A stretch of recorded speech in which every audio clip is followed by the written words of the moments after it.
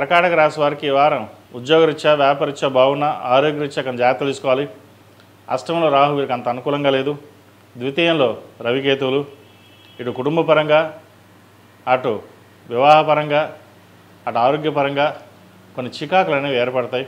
ముఖ్యంగా భూ సంబంధించిన విషయ వ్యవహారాలు కాస్త చికాకు పెడుతుంది. వీరికి అష్టంశని అయిపోయింది, ఆయన ఎందుకు బాధపడుతున్నా కూడా తెలియదు. అయితే ఇది అందరికీ కాదండి, కొంతమందికి మట్టుకే. ఎందుకంటే వారి జాతకాన్ని బట్టి ఉంటుంది. భూ సంబంధ విషయాలు కొంతమందికి అనుకూలంగా ఉంటాయి, కొంతమందికి అనుకూలంగా ఉండదు. కాబట్టి వారి జాతకాన్ని బట్టి చూసుకోవాలి. భాగ్యంలో శని వీరికి బలంగా ఉంది. అదేవిధంగా వ్యయంలో గురువు ఖర్చు పెట్టిస్తారు. అయితే కొన్ని శుభకార్యాలు చేస్తారు. ఇటు వివాహం కావచ్చు, ఫ్లాట్ కావచ్చు, ఇల్లు కావచ్చు, బంగారం కావచ్చు, ఏదైనా శుభస్కరం అన్నట్టుగా శుభకార్యాలకి ఖర్చు చేస్తాడు గురువు. వచ్చిన అవకాశాలని సద్వినియోగపరచుకోండి. సాధ్యమైనంత వరకు అప్పుకు దూరంగా ఉండడం, అప్పు ఇవ్వకుండా ఉండడం చెప్పదగినది. వ్యాపారరీత్యా కూడా మీరు చేసే ప్రయత్నాలు ఏవైతే ఉన్నాయో అవి సఫలీకృతం అవుతాయి. భాగస్వామ్య వ్యాపారాలు కలిసి వస్తాయి. నూతన ఉత్సాహం లభిస్తుంది. మానసికంగా కురింగిపోతున్న వారికి ఈ వారం కొంత అనుకూలం అని చెప్పచ్చు. ఏదైనా భగవత్ సంకల్పం రాశి ఫలాలు చెప్పడం అనేది వారం వారం చెప్పడం జరుగుతుంది. అది కొంతమందికి బాగుంటుంది, కొంతమందికి బాగుండదు. అందరికీ బాగుంటుంది అనేది అయితే మనం చెప్పలేము. అది వారి గోచారరీత్యా వారి జాతకాన్ని బట్టి ఉంటుంది.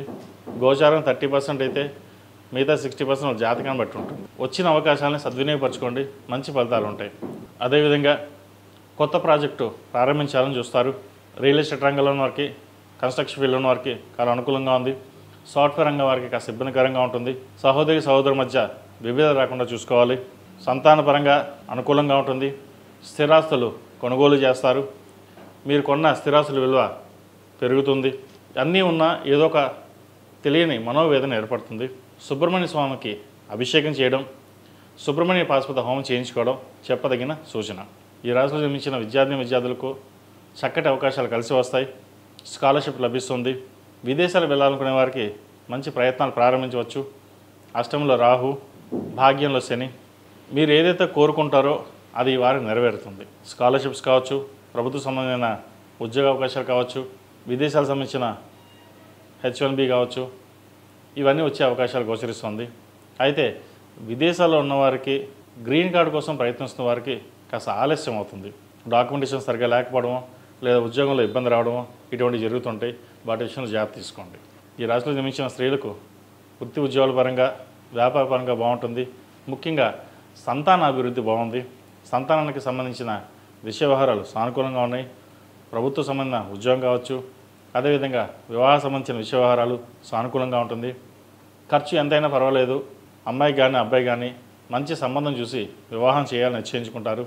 అదేవిధంగా తెలిసిన కుటుంబం నుండే సంబంధం రావడం కూడా ఒక సంతోషకరమైన వార్త అని చెప్పచ్చు. ఎక్కడ కూడా వెతుకుతున్నాం, మనకు తెలిసిన వాళ్ళు మన సంబంధం ఉంది అని చూస్తారు. అనుకోకుండా వాళ్ళు మిమ్మల్ని అడగడం, మీరు ఓకే చెప్పడం, ఇటువంటివి జరుగుతాయి. తెలిసిన వాళ్ళ నుంచి సంబంధం కూడా రావడం మంచిదని చెప్పచ్చు. ఈ రాశివారు ప్రతిరోజు ప్రతినిత్యం ఓం నమో నారాయణ ఒత్తులతో దీపారాయణ చేయడం, మంగళవారం నాడు, శనివారం నాడు హనుమాన్ ఒత్తులతో దీపారాయణ చేయడం చెప్పదగిన సూచన. ముఖ్యంగా నువ్వుల నూనెతోటి దీపారాయణ చేయండి. ఈ రాశిలో జన్మించిన వారికి కలిసి వచ్చే సంఖ్య 4, కలిసి వచ్చే రంగు ఎల్లో. ఏదైనా పని మీద బయటకు వెళ్ళేటప్పుడు మంగళవారం కానీ శుక్రవారం అడిగిన వెళ్ళండి, మంచి ఫలితాలు సంప్రాప్తిస్తాయి. ఈ పూజా స్టోర్ .in పసుపు కుంకుమ నుంచి దేవతా విగ్రహాల దాకా అన్ని రకాల పూజలు, వ్రతాలు, వివాహం, గృహప్రవేశం, హోమాది శుభకార్యాలకు కావలసిన పూజా సామాగ్రి అంతా ఒక్క క్లిక్తో మీ ఇంటి వద్దకే. నేడే ఆర్డర్ చేయండి మీ ఈ పూజా స్టోర్ .in లో. One stop for all Pooja needs.